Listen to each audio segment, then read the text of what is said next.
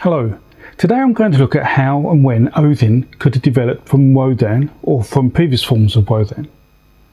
In a previous video, Odin and the Wild Hunt, which I'll link here, I've given plausible explanations of how the Wild Hunt featured a procession of dead bodies, sometimes riding horses, being called Wothu in Proto Indo European, with the term Wothu meaning an erratic or unpredictable movement. I've then shown that the demonic figure of death, the leader of the hunt, didn't actually ride at the front of the hunt as is often depicted, but was chasing the dead, consuming the dead, a figure that at one time was probably half man, half horse, or in another time a man-eating horse, a figure that over time became a standalone personification, eventually known as Wothu, and that evolved into the being Wōðanaz, a name he would probably be best known as during the time when Tacitus was writing during the Roman conquest of Europe about 2000 years ago. Tacitus wrote that the tribes in Europe had a god to whom he referred to as Deus Maximus of the Teutons, the major god of the Teutons. And we know this to be Wōðanaz, and he was surrounded at this point by other personifications of gods. And then over the next 1,000 years or so, Wōðanaz would eventually become Woden. In a follow-up video, Who Was Odin?, I've also shown that the name Odin probably evolved from Othor, a continuation of Wothu, with Othor also being another name for the gift of movement given by Odin to Asker and Embla, the first humans that were created from trees. But there is still some uncertainty in why Tacitus called Wōðanaz Deus Maximus, as comparing Wōðanaz with Mercury, who was the counterpart of Hermes. Mercury was not the main divinity of the Romans, that was Jupiter, and Tacitus and Caesar both called this Teutonic god a war god which would align with the Roman god Mars. So in this video we're going to look at the ways of how Odin could have evolved from Wōðanaz to become the god we know of today from the Eddas. So welcome to the story of how Wōðanaz became Odin, and welcome to Kreckenfurt.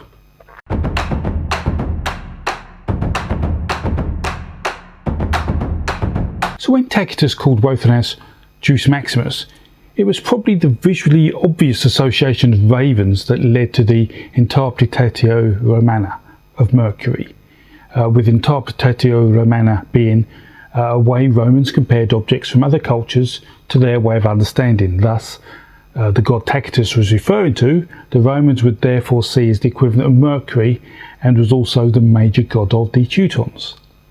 So why label the major god with Mercury and not Jupiter or Mars? Well, the easiest comparison to make was visually, and Wōðanaz had birds and so did Mercury, and this aligns with how the Romans labelled the Celtic god Loki as well, who was also associated with birds. But why this labelling was used when Romans within Europe would have been very familiar with the rituals and the physical representation of the gods of the Teutons can only be guessed at. There's no information in Tacitus's work, and even less in Caesar's. It was just probably easier, and there's more important things to write about, such as battle strategy and battle outcomes. So when we use linguistic evidence, we can show that Tiwaz was a Germanic version of the Indo-European sky god, a god which would have been known as Lord, and was the predecessor of Freyja in Scandinavia, not Odin as some people may think. So Freyja replaced Tyr as a major god. Odin didn't replace Tyr. And the ancient thunder god of this time would have also been aligned with the sky god, the Greek equivalent of Zeus and the Roman Jupiter, and this is from the Proto Indo European Deus Putter. And it is a descendant of this god that would eventually be called Thor in Scandinavia. In fact, these mismatches means that the only reason we really conclude that Wōðanaz was Mercury is the fact that Wednesday is named after him. Without this reference, we would have probably assumed Deus Maximus was a different god, and probably Tiwaz, who would eventually represent Tyr.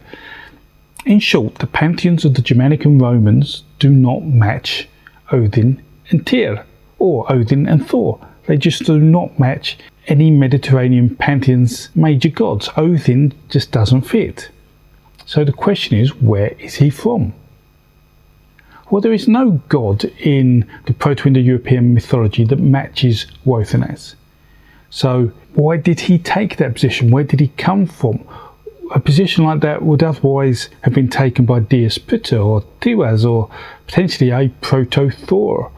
Although Thor is a more complicated god than the thunder god label he's often been given in modern myths, and I'll link to a video here to show you that. Now, we must remember also that the time between Tacitus's work and the Poetic Edda is far longer than the time for the Poetic Edda than it is today. And a lot changes with time, changes that are not documented. And so the myths and the evolution are lost to our ancestors in this time. And for this reason, it means that the age of Óþr is unknown, and whether he rose independently of Wōðu is also unknown. But there is still a reasonable probability that Óþr and Wōðu originated from the same Proto Indo European source. But we cannot be certain about this, and so we're going to approach this inference with caution. But what we do understand with certainty is that the creation of Óþr and Wōðu were quite different. So in terms of this explanation, we can drop Óþr from our pot of ingredients to understand this link from Wōðanaz to Odin, and instead we'll just concentrate on Odin himself. So where did the concept of Odin come from, if it wasn't from the Teutons? Could it have come from their neighbours, the Celts? Did the Teutons take a god with similar characteristics? As discussed in other videos, Wōðanaz is cognate with the Latin vates, a word borrowed from the tribes in Gaul, and Old Irish faith is cognate with this too. And Wōðanaz itself is a rather aggressive accented word in the Celtic language. It stands out. But apart from that almost coincidental evidence, there's no evidence supporting a god of a similar name. Not that any we can have with any degree of certainty. What does seem certain then is that in the beginning of the Germanic god's creation, there was no Deus Maximus. There was an Odin character, there was a Tyr, which means bright sky, and an ancestor of Thor for thunder, rain and fertility, and thought at this point was probably not a war god but a fighter and a champion of order. Tyr's role, often associated with law and order, is asserted by some, is actually demolished by Page in the Saga-Book of Northern Research in response to Dumezil's work. And if you're interested in that, I'll leave some specific references in the description below. So the shift from Tyr or Thor to Odin being Deus Maximus must have happened after the gods Tyr and Thor were created, but still long before the Romans came to Europe, and long before any documentation was written about it. So the when it happened is still unknown, and thus restricts what we can infer. At some point though, Odin in this journey lost his eye, and a lot of importance is stressed on this event, but this is just one of a number of knowledge gathering events, and I think too much emphasis is placed on the eye. Odin hanged himself from a tree for 9 days. He raised the dead Ceres, both to gain knowledge, and the one-eyed god is a widespread motif in religions, and we do know there are several leaders of tribes who have been considered to have one eye, and this may have led somewhat to Odin gathering a cult following, build up the momentum. But if you step back, you'll see in fact that many of these Germanic gods were wounded. You had Tyr losing a hand, even Thor having a head wound from his jaw with the giant Hrungnir. These Germanic gods look like roughed up versions of Roman and Greek gods, and that is without considering that Heimdall was probably partly deaf, Höthr blind, Mjolnir had a defective handle, and one of Thor's goats was lame, and Wayland the smithy in the Anglo-Saxon tales was lame too. And you can watch a video about that here as well. So why are there these physical faults with these gods? Well, the fact is we shouldn't really look at these as faults, but symbolism representing powers they portray. Detailing this symbolism itself would cover a whole different video, and I'll do that at some point. But think of myths like the Greek Achilles, or fairy tales like Cinderella.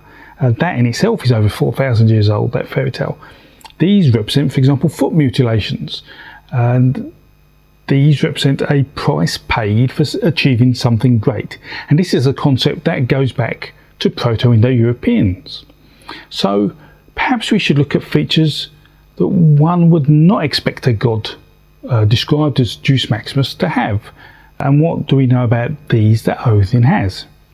Well, for example, we have the epithet of Igla, which has always been applied to Odin and his association of the Yggdrasil, especially as a horse-type form, and this must be an association that originates in an ancient cult and probably alongside the wild hunt with its half-man, half-horse motifs, something known from the Proto Indo European times, and it no doubt has something to do with Sleipnir, his 8-legged horse. And so Odin must be ancient to have these tales about him, and this can be reinforced when you understand that he is involved in the Norse creation myth, a place where the oldest gods of the pantheon often appear, although there are examples when this doesn't happen, such as Gaumart taking the place of Ymir in Zoroastrianism, which is explained in this video, but that doesn't apply here, or at least there's no evidence to suggest this. He is old enough to have giant's blood in his veins from the very first beings, the primordial being created, Ymir, or as the Proto Indo Europeans called him, Ymir. He is, second generation from him, and he's also Loki's sworn brother, which, if that's a surprise to you, then that's in Lokasenna stanza 9, where Odin and Loki bonded in blood, and Odin didn't deny this. Odin's backstory shows a long history that an ancient god would have, and there's still a different path we can go down here to understand the links between Odin and this trickster god, as there are many links, especially around death. So I'll do a video on Loki again in the future to explain these more effectively. So considering all this, we still don't really know how Odin walked his path to Deus Maximus, to this great god. So the final place we could look is at poetry. It gave power over the living and the dead, and it has been in existence long before the Proto Indo Europeans. It was important to obtain this power, and hence why the giants, the dwarves, gods, humans all wanted the mead of poetry, which I explain in this video. And Odin acquires it through cunning, where he starts showing his intellectual properties. This story of the mead of poetry must have developed over centuries due to the importance of the acquisition to the culture. The mead of poetry was key to part of the culture's history, and during the time of the story's evolution, Odin acquired shamanic influence and knowledge as well. And this meant he was destined to steal the mead of poetry, and this mead again we can trace back to the Proto Indo European times. However, there's often too much emphasis placed on runes with Odin. Runes didn't come about until around the 3rd century, when they played a role in Germanic and Nordic cultures, and we only have one story in the Hávamál where it explained how Odin in his sorcerer form appropriated them, and this is perhaps just one of many stories that probably existed at this time, but alas, the others are now lost. But it further shows his evolution into an intellectual god happening. Before this point, Odin's role had already grown with the mead of poetry, and this alongside his role as a war god, and he obtained that role from his personification as Wōðanaz, and a step from an active god of death chasing down the best warriors for Valhalla to being a god of war is just a small one to make. Although Odin was never a fighting god like Thor or Tyr, although he was treacherous, you could say even mischievous. But sometimes, for example, he let weaker warriors win wars so he could acquire the dead but better warriors for his battle at Ragnarok. But the rise of Christianity meant he was forgotten by those who wrote books, before being remembered again after a few hundred years, but this time as a real historical figure, something we called euhemerization, and then he was demonized to a degree before being worshipped again. And knowing this, we have to ask ourselves how much influence had Snorri Sturluson, the writer of the Prose Edda, the writer of many of the stories we have of Odin, how much influence did he have in drawing this picture of Odin we see now? And the answer to this is probably more than we give him credit for. Snorri must have known more about Odin than he wrote. He could have had access to Saxo Grammaticus's work to influence him, although it's more probable, I'd say, he had access to an early version of Historia Norvegiae, the history of Norway, and this may have helped him influence the picture of Odin that Snorri drew, due to some things being forgotten. And while Snorri was keen to show and keep the beauty of skaldic poetry, he was a Christian monk. He wanted to convert pagans. We can show in the Prose Edda there are stories completely made up by him to help this conversion process.